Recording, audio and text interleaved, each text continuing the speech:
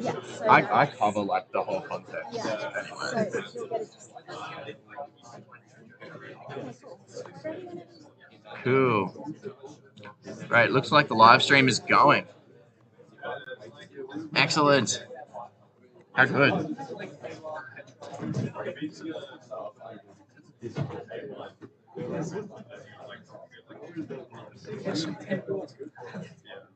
Okay, cool. Testing 1, 2, 3. Hello. Oh, I'll shut this door. That'll be very professional.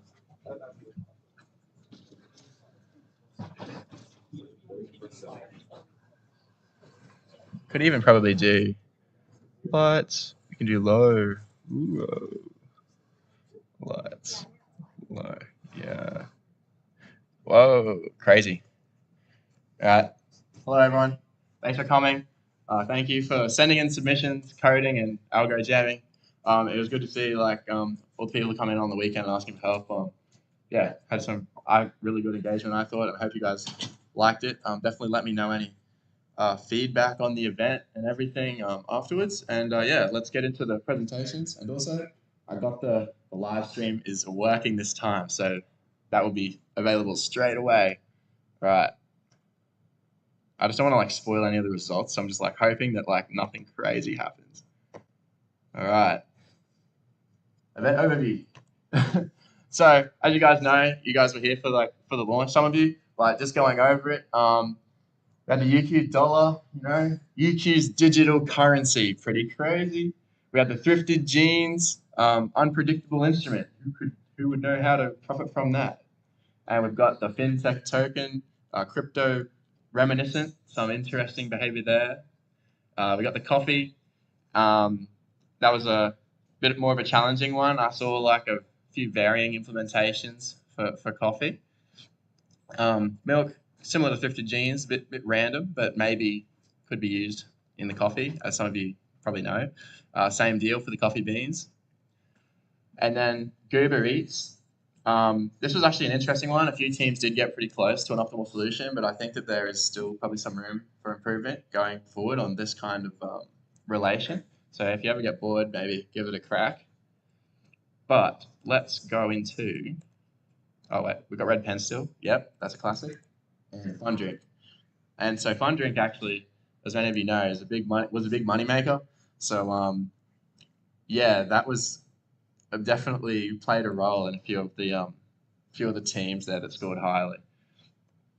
And yeah, so you all would have seen this one, but everything will be uploaded to this afterwards as well. So all the not all the team submissions, but all the teams results. I'm not going to give away the algorithms, the proprietary trading algorithms.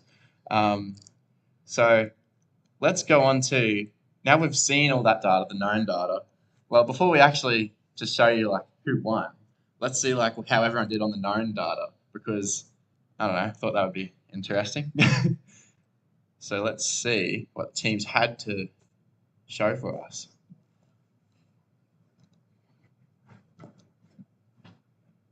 Pretty crazy.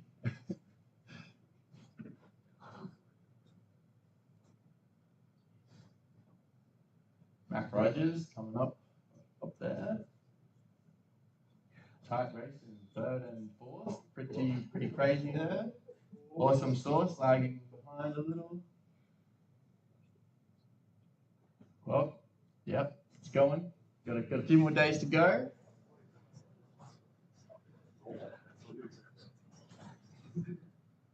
So an interesting outcomes there on the known data.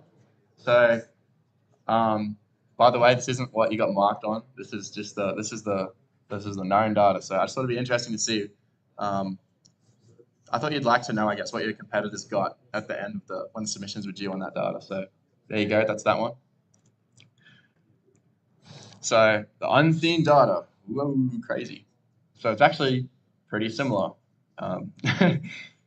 So I've got the second, this is the second year, I guess, of the data. So this is the unseen stuff that you tested on. And you'll probably notice that it's pretty similar. So we got the UQ dollar there, the thrifted jeans, a bit of a change in trend, but mostly the same. Fintech token, doing some crazy stuff.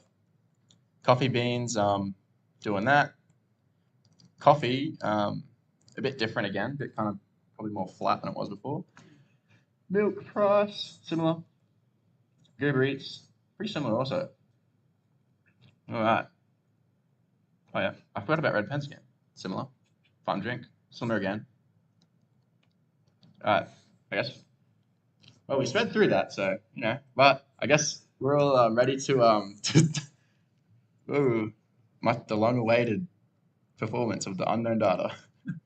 Oh, sorry. I have to hit you with this before I show you who won. Yeah, I thought it was interesting that we actually got like a bit of a spread on the profit teams made. So you can see that I guess we got some teams clumped up there at the top, and there's kind of a middle group there. So I thought that's kind of interesting. And then the shop distribution, I thought it was interesting as well. Similar activity, but kind of less people grouped up with the higher shop. Yeah, cool. Now for what I was. Now this is crazy.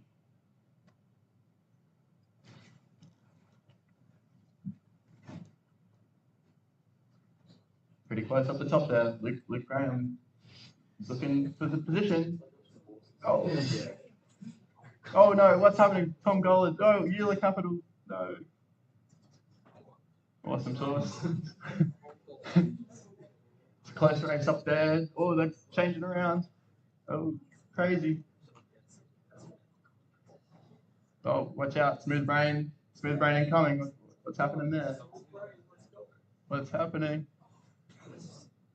What's happening to fun drinks? They're lagging behind. What's happening? So yeah, pretty ended up being pretty close in the end. So yeah, it was surprisingly close. Yeah. So just to go up, we just watched that. Let's see this one. This is what I wanted to show. So that's I was asked to show kind of just like some other just random stats about solutions, and you just might thought it was interesting. I did forget to remove the marked column, so you did get marked.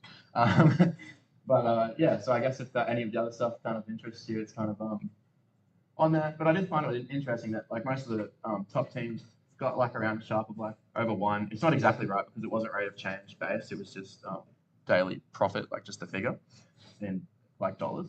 So it's a bit not quite right, but it's like kind of right.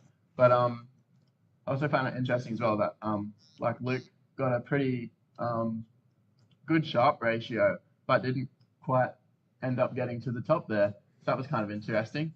But I guess that was kind of at the start there. He's kind of leading. So I guess there's yeah, you'll see kind of what each of you did a bit differently in the when we go to your individual graphs, because I put all your graphs on here so you could see what you did, and you'll kind of see, I guess, a couple of differences.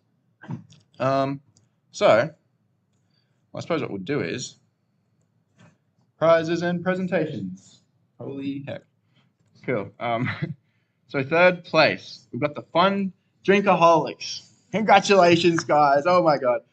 Would you guys like to come up and, have you got any representatives here from Fun Drinkaholics? Would anyone like to come and take the stage and sell us on the algorithm?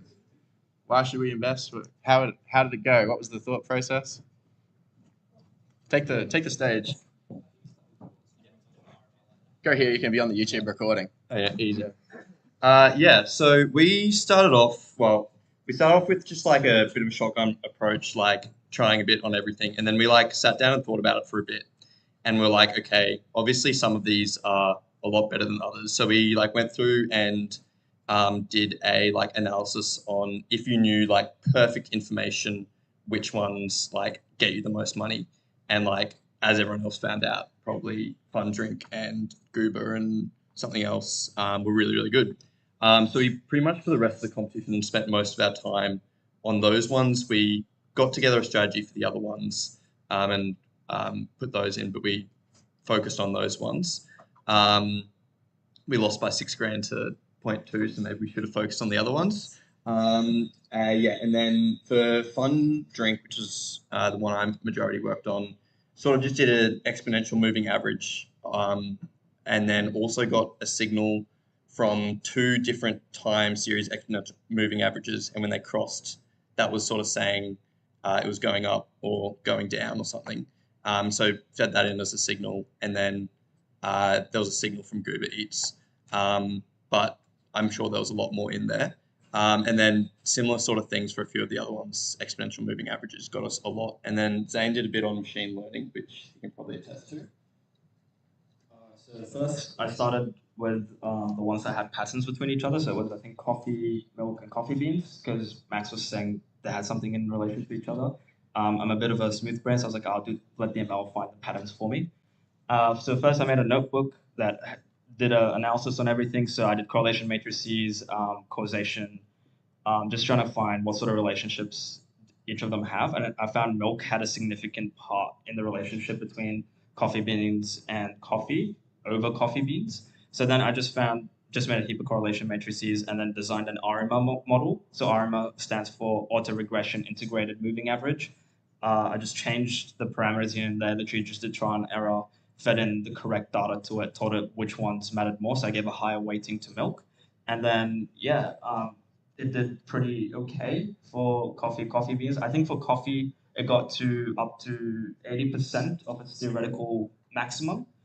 So yeah, it did pretty well. I was gonna use some other models like seasonal RMA, but I don't know what's wrong with me. The weights weren't right, and it just went into the negatives. So I was like, okay, we're not gonna touch seasonal. I tried a neural network, but that obviously did not go very well.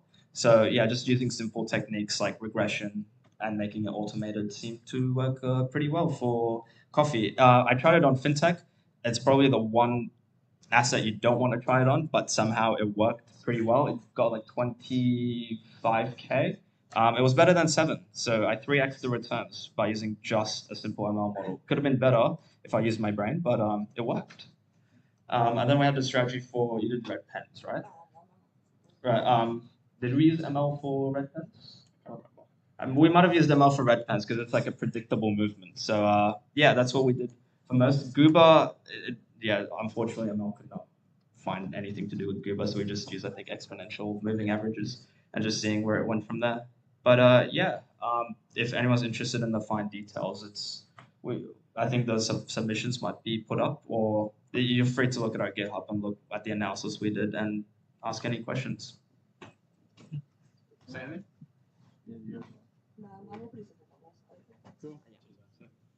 Cool. Oh, I better give you some surprise, I guess.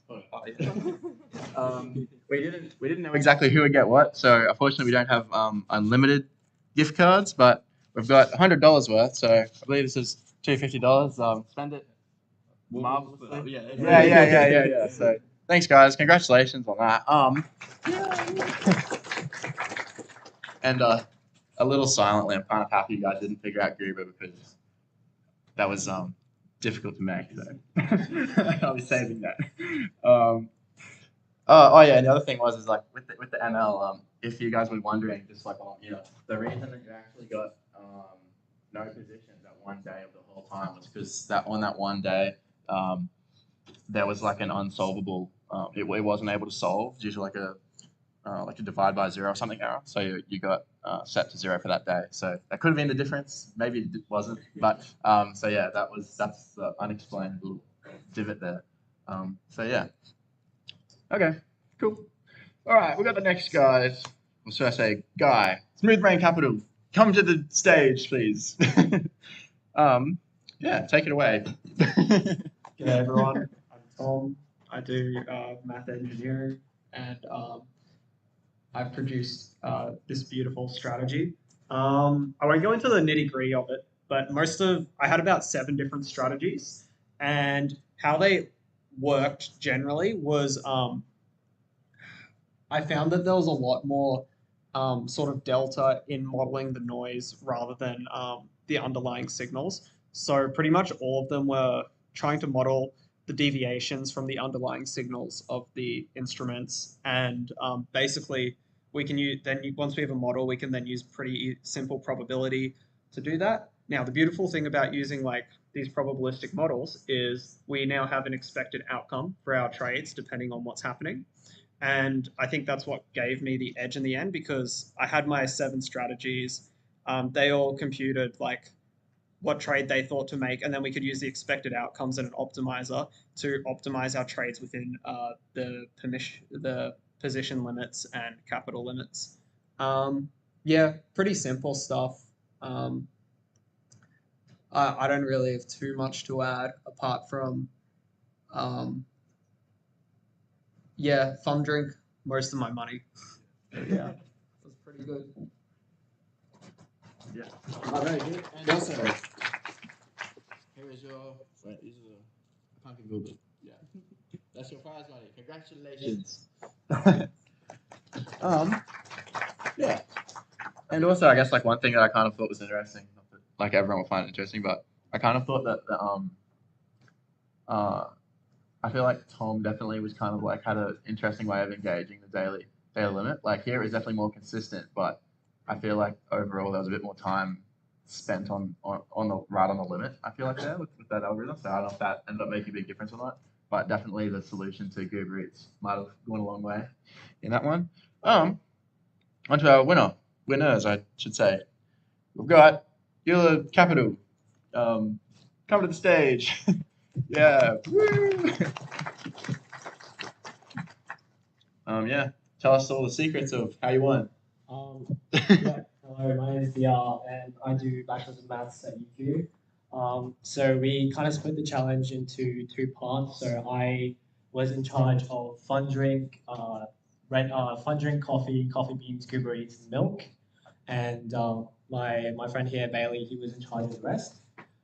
So first of all, with fun drink, we found that an exponential moving average was worked best. So we tried a bunch of different kind of alpha values to see what would work best. Like just looking at the data, it kind of looked sort of EMA. It kind of looked like there was, sort of a mean, and then it was like distributed around. We didn't really care too much about how the data was distributed around the mean, because if you can just find the mean and know it's going to be either side of that, then if you know you're below the mean, then you can take that position. If you know you're above that mean, you can short that position. Moving on to coffee beans, or coffee beans and milk and Goober Eats. So Matt said that there was a correlation. Sorry, Max said there was a correlation between the coffee beans, coffee, and the milk. And we actually found that he also said there was like kind of a correlation between Goober Eats. So at the start, we kind of had this kind of pair trading model where we'd have like a coefficient matrix and then a matrix of unknowns and then the actual price of the unknown. For example, you'd have, inputs for the price of coffee beans, the price of Goober Eats, the price of milk, multiplied by a coefficient matrix, well, multiplied by a parameter matrix, and then solving for the price of coffee. And we kind of just basically traded like an uncorrelated, finding those parameters kind of allowed us to trade like an uncorrelated asset. So if that would go below zero, above zero, you buy or sell. And actually for coffee beans and milk, we tried that method and it actually worked better with an exponential moving average. So even though you did say they were correlated, we did try pair trading, but actually exponential moving average worked much better with I think milk getting 10k more, and I think coffee beans was like double the profit. And then coffee was just pair trading, and to utilize our positions most effectively, we kind of had like an expected value of each position. So at the start, there was an expected value, which is kind of like the model's predicted price of the underlying of like the asset, and then the actual price, and then you take those away, take the absolute value of that divided by its price. That's like a percentage relative gain, and that's how we kind of like made our orders go through. So in terms of most profitable to least profitable, I'll give it over to Bailey here to explain the rest. So just like a thing on the like expected value thing. So our percentage data, total data limit used was pretty well around the max like every day, and that's just because we ranked them by sort of relative percentage predicted profit, and then we just sort of filled orders going down that list until nothing could sort of fit into the order anymore. So I did Fintech token, UQ dollar, thrifted jeans, and red pens. So UQ dollar was pretty straightforward. That was just a mirror version to 100. Fintech token was kind of strange because it had like these periods in time when it was moving really rapidly, and then other periods in time where it was quite stationary. So what I did is I used the standard deviation of I think the past 10 data points to figure out whether it was stationary or whether it was moving up and down. If it was stationary, I just did mean reversion, and if it was non-stationary, then I assumed it was going to, I guess, keep going in that direction, so it's momentum-based, and I did effectively the opposite of mean reversion, so assuming it's going to keep going down or keep going up, and that was quite consistently profitable. For thrifted genes, it was largely exponential from moving average, so it had like an underlying upwards trend, but the variation was actually so significant that it was more profitable in general to do exponential moving average. But they did add in a sort of correction term where if it got too far away from the linear regression, it would sort of push back towards it. And then for red pens, it had quite a consistent trend of it would sort of spike up and spike down at relatively consistent intervals. So what I did is once I knew the first day at which it spiked up, you can predict all the other days in which it was going to.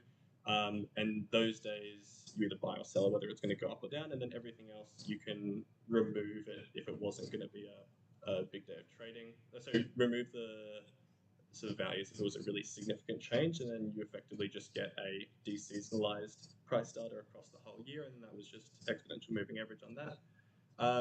To test most of our values, I made a program that read through the database and figured out what the optimal trade would have been at any given point in time. So like if it's going to go up, you buy. If it's going to go down, you sell. And we tried to aim to get about 55 to 60% of the maximum possible profit for each of our strategies, and I think we were able to get roughly that. Yeah, that's about all. Thanks, guys. And I better give you the. Well, I guess it's up to you guys if you want to split it evenly. But yeah. So thanks so much for participating. Yeah. Congratulations, guys.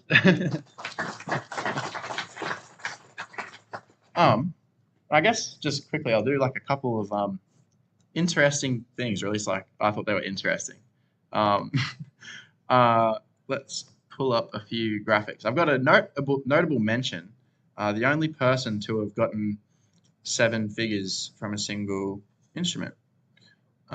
So I'll just pull that up. I forgot to put it in the slideshow because I didn't think of it at the time, but I really wanted to make a mention of it. So what I'm going to do is put it on the screen. This is the proprietary structure. Let's see. Submissions, testing, unknown, and we've got Mac Rogers.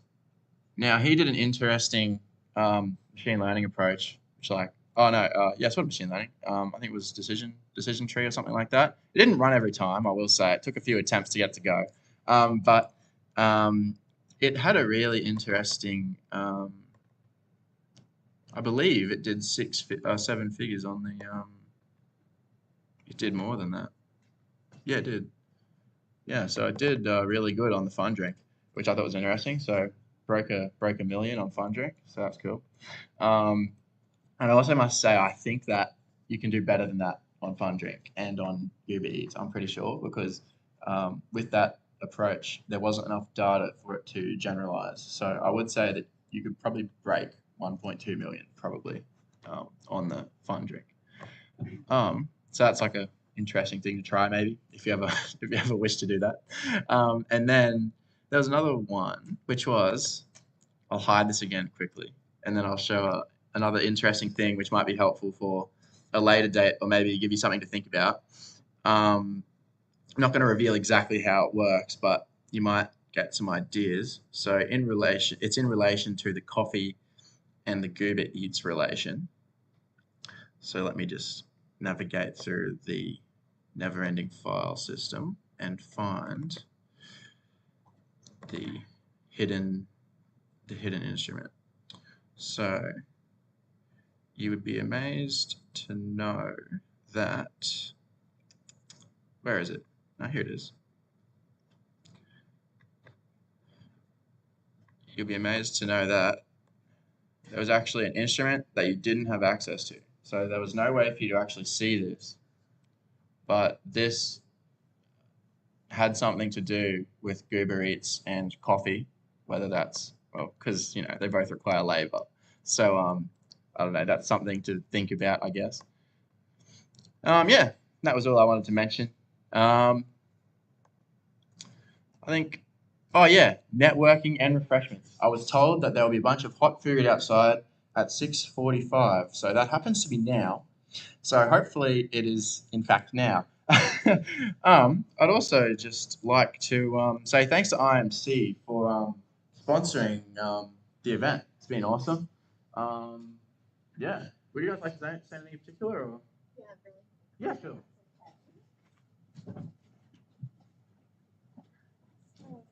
Yep. Thank you. Hi everyone, I'm Siobhan. I'm a recruitment specialist from IMC. I just wanted to say firstly well done to everyone. Seems like it was a really fun weekend and everyone did really well. Another thing I wanted to do was say a massive thank you to Max. I know he's put a lot of time and effort into putting this event together. So we do have a little thank you from us. Oh, That's you. thank you. Awesome. We have Isaac here as well. He is a dev at IMC, so if you guys do have any questions at all regarding the dev space, please feel free to hit up Isaac. Otherwise, enjoy your night. Thank you. Sure. Thanks everyone. Yeah, hot food should be outside. Hopefully it's there. But there's a bunch of drinks. They're all cold. So grab a drink and yeah. Annoy IMC with all your questions. Yeah, so thanks everyone. Yeah, hope you enjoyed the competition and all of that. Cool. I didn't want to present it from the just because I felt like Yeah, that's fine. Yeah.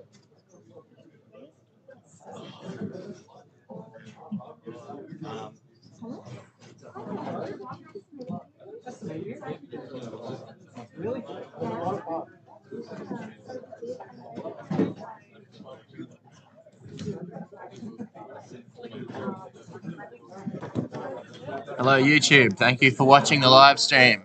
Tune in to the next FinTech live stream for more awesome live streams.